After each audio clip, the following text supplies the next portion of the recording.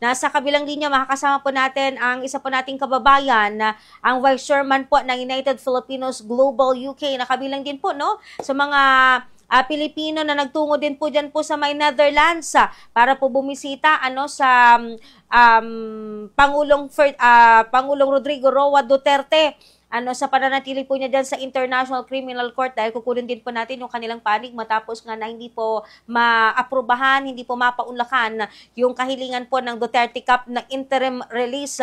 Nasa kabilang linya si Sir Amic Garceniego, isang mapagpala, Sir Amic, na isang mapagpalang araw po sa inyo.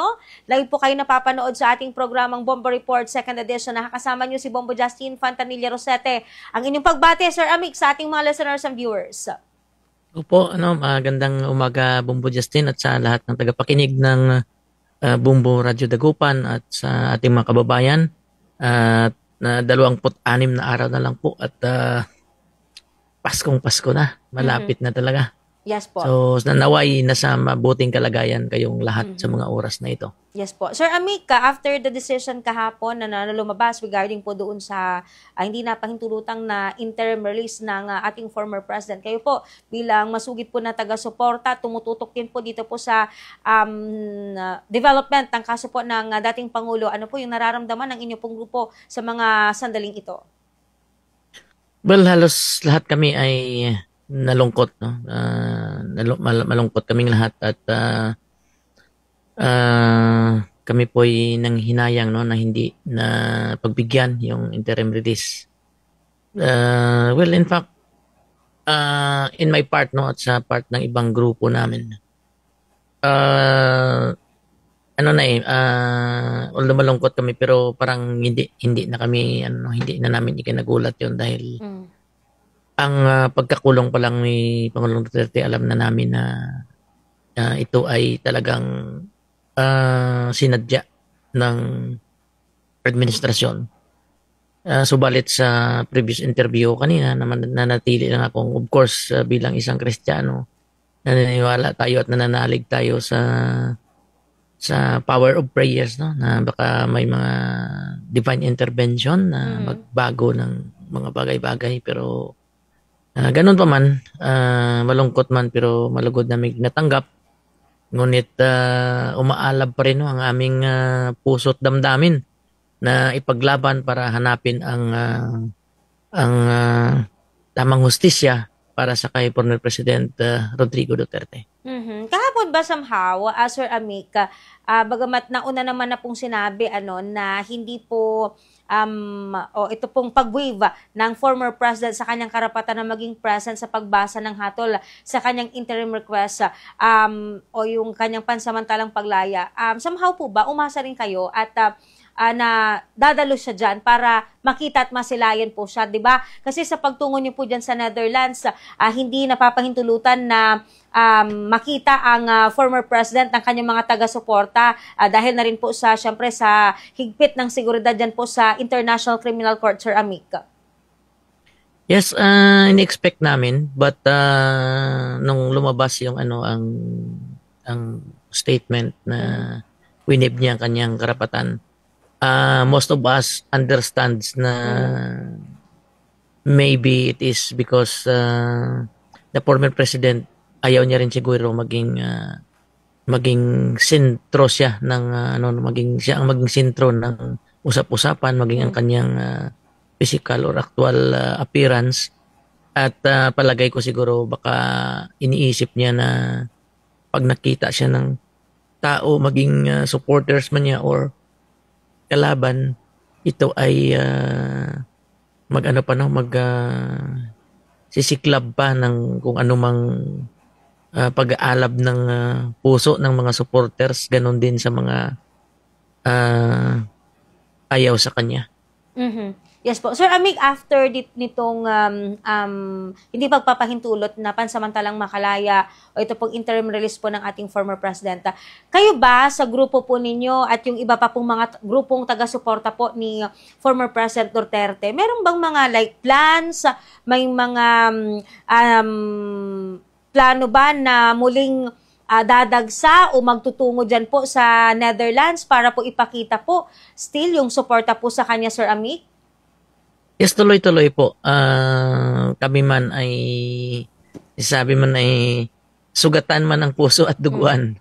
Kami ay hindi titigil at kami ay lalong tumatapang na ipakita ang aming suporta. Well, anyway, sa Sunday nga, mayroon din kaming rally sa Marble Arch sa London, ang UFG UK, at ang ibang grupo ay mismo sa harap ng Philippine Embassy sa London.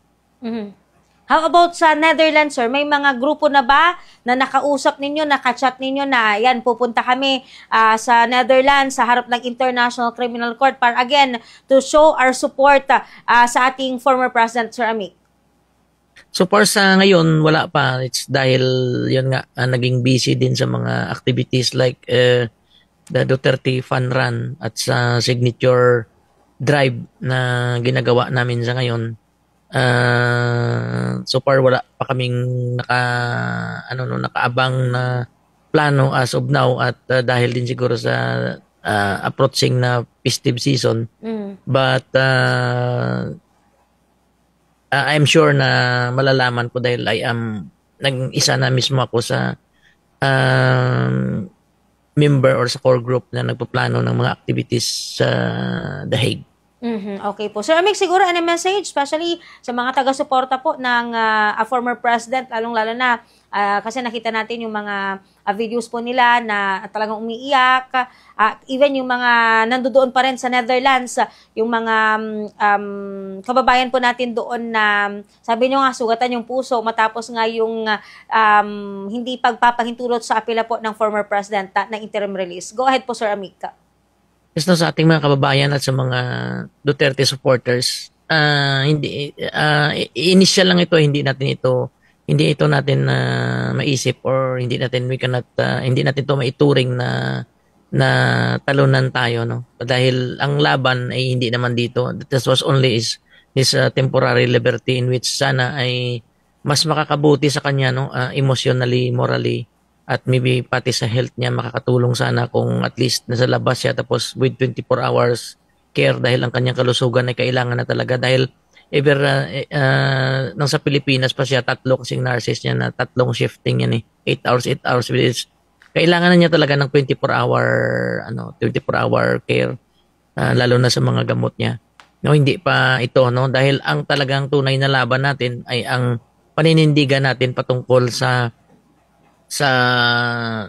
jurisdiction, no, at sa mga kababayan natin, mayroon kaming, I would like to announce this, no, na may mga, kung gusto niyong sumali doon sa ating petisyon para sa Supreme Court, sa 4 na nakabinbin na mga petisyon, gumawa po tayo ng signature drive para himukin at kalampagin ang Supreme Court na aksyonan nila yung 4 na petisyon na nakabinbin sa Supreme Court sa ngayon, dahil napakatagal na, no, umabot na ng mahigit sa almost 8 months to 9 months na, at tahimik dito ang Supreme Court. So just follow ninyo sa sa page, sa YouTube channel ni Joey Cruz or Joa TV.